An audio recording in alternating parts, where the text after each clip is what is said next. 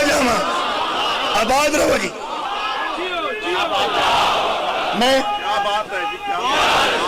शुक्रिया के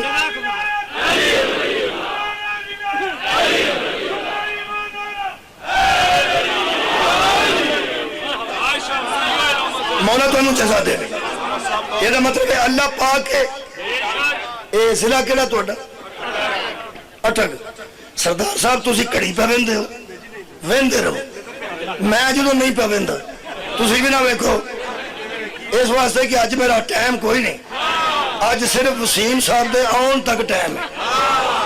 ये हुण जिन्हें मैनू आखना भी टुर जा, वो उन्हां दे आउण दी दुआ करे।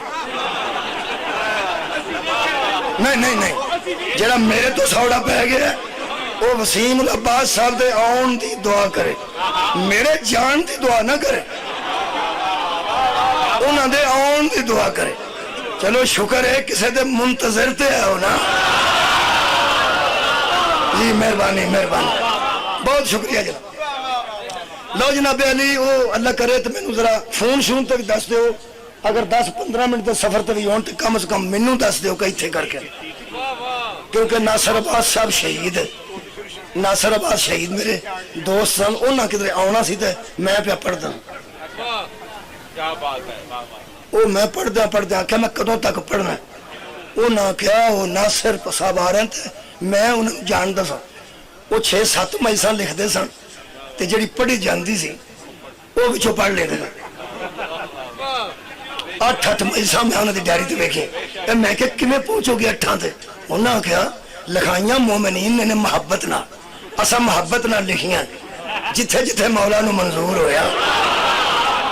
मैनू एक बारी कहन लगे इत्थे मैं टुर जा। अच्छा जेड़े वेले उन्हें आख्या मैं क्या सदके जाओ, मैं क्या मैनू कहन लगे हाँ भी वो जो आउणगे ना तुसा उदों छड्ड। मैं टाइम की पढ़न दा? उन्हें आख्या नासर साहब आउंदे ने ते मैं उन्हां दी डायरी वेखी सी।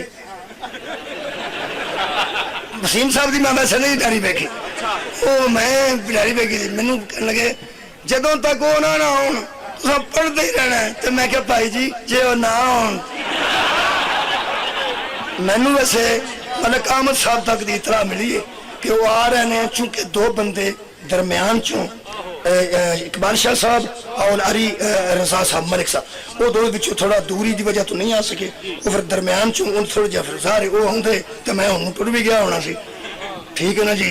हुण जो कुछ मेरे नाल भी हुंदी है सिर्फ वसीम साहब की वजह तो, बल्कि इकबाल शाह साहब की वजह तो, बल्कि अली रजा साहब की वजह तो।